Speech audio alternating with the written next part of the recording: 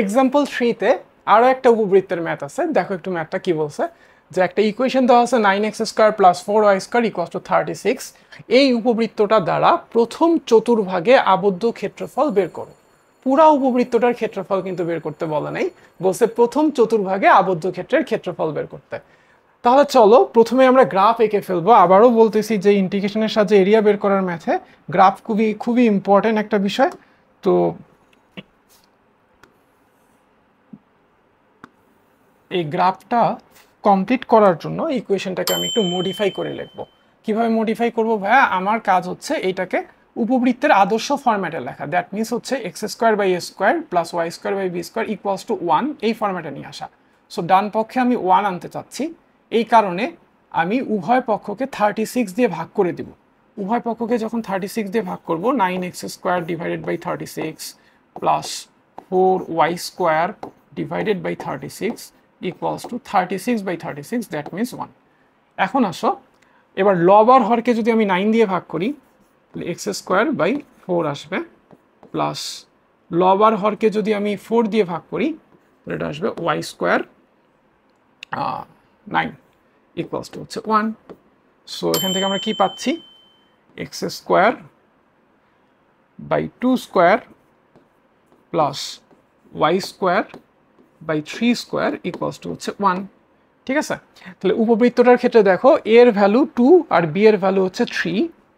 এর value 2, B এর value হচ্ছে 3। তাহলে এ কিন্তু ভাইয়া বি এর থেকে ছোট। তাহলে উপবৃত্তটা কিন্তু ভাইয়া এরকম এরকম ভার্টিক্যাল শেপের হবে। ঠিক আছে? ওকে, এতটুকু হচ্ছে এ, এতটুকু হচ্ছে এ। এই জায়গাটার এক্স এর ভ্যালু হচ্ছে 2, এই লেনটা হচ্ছে 2 ভাইয়া। এই পয়েন্টের এক্স এর ভ্যালু হচ্ছে 0, হ্যাঁ, এই পয়েন্টের এক্স এর ভ্যালু হচ্ছে -2। ওকে, আবার এই পয়েন্টটা হচ্ছে এতটুকু লেন্থ হচ্ছে 3, এতটুকু লেন্থ হচ্ছে 3। এই পয়েন্টের ওয়াই এর ভ্যালু 3, এই পয়েন্টের ওয়াই এর ভ্যালু হচ্ছে -3। ওকে, তো অত কিছুর দরকার নেই। আমরা জানি যে আগের ভিডিওতে দেখছিলাম যে উপবৃত্তের ক্ষেত্রফল পাই এ বি বর্গ একক।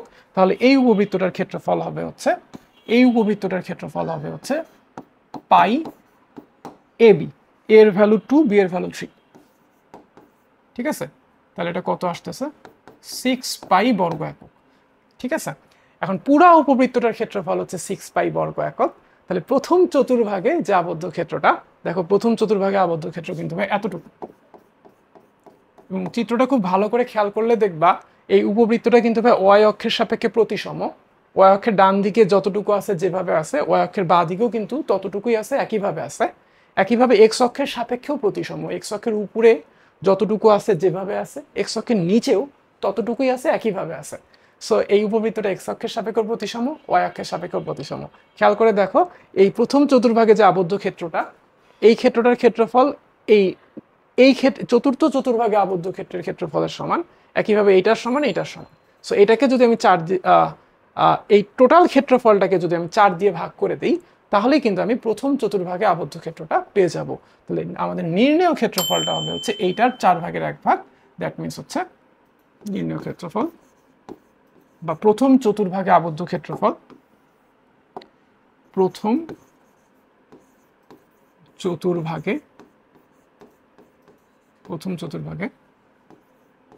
আবদ্ধ ক্ষেত্রফল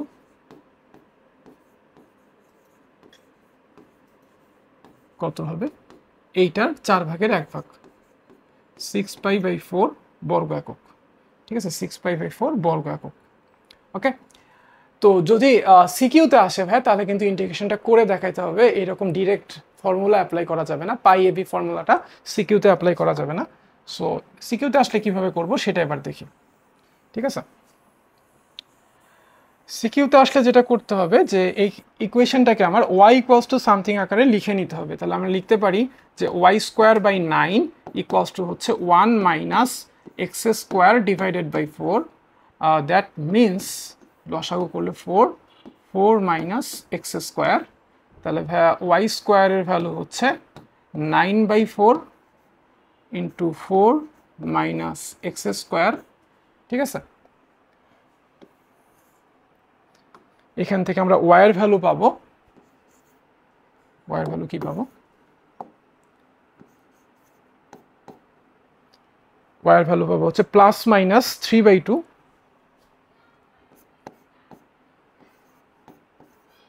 root over 4 minus x square 4 minus x square. ঠিক আছে, ওকে।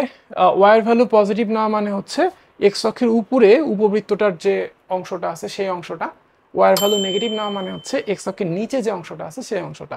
এখন আমি y এর ভ্যালু পজিটিভটা নিচ্ছি 3/2 root over 4 minus x square, integration করবো এক্স এর সাপেক্ষে, সো ডিএক্স। প্রথম চতুর্ভাগে আবদ্ধ ক্ষেত্রফল বের করতে বসে, সো লিমিট দিব এক্স এর ভ্যালু 0 থেকে 2, এক্স এর ভ্যালু 0 থেকে 2। ঠিক আছে, এক্স এর ভ্যালু 0 থেকে 2 দিলেই কিন্তু দেখো কি হচ্ছে, এক্স এর ভ্যালু যখন 2 তখন এই গ্রাফটা কিন্তু এক্স অক্ষকে টাচ করছে, এক্স এর ভ্যালু যখন 0 তখন করে নেই, সো এই পয়েন্টে একটা লম্ব আঁকবো এক্স অক্ষের উপরে, ওয়াই অক্ষ নিজেই সেই লম্বটা, তাহলে এই লম্ব যে অক্ষের সাপেক্ষে ইন্টিগ্রেশন করতেছে সেই অক্ষ, আর এই গ্রাফটা দ্বারা আবদ্ধ যে ক্ষেত্রটা প্রথম চতুর্ভাগে যে ক্ষেত্রটা সেটার ক্ষেত্রফল কিন্তু চলে আসছে। সো কোনো কিছু দেওয়ার কিন্তু এক্সট্রা গুণ করার প্রয়োজন হবে না। সো এটাই হচ্ছে আমার নির্ণেয় অংশটার ক্ষেত্রফল। আর ফার্দার ক্যালকুলেশন করার জন্য এখানে এক্স এর ভ্যালু তোমার ধরে নিতে হবে 2 সাইন থেটা। এক্স এর ভ্যালু কি ধরে নিতে হবে? X equals to 2 sine theta. ঠিক আছে, এক্স এর ভ্যালু 2 সাইন থেটা নিয়ে ক্যালকুলেশন করলেই এই ম্যাথগুলো সলভ হয়ে যাবে। মনে রাখবা যে a square minus x square to the power n, হ্যাঁ, এরকম যদি থাকে তাহলে ইন্টিগ্রেশনগুলো সলভ করার ক্ষেত্রে এক্স এর ভ্যালু ধরতে হয় হচ্ছে এ সাইন থেটা। ঠিক আছে, ওকে, এখন সলভ করলেই দেখবা যে রেজাল্ট চলে আসছে। সো এটাই ছিল এক্সাম্পল 3। এর নেক্সট এক্সাম্পলে আমরা আরো একটা মজার ম্যাথ দেখব।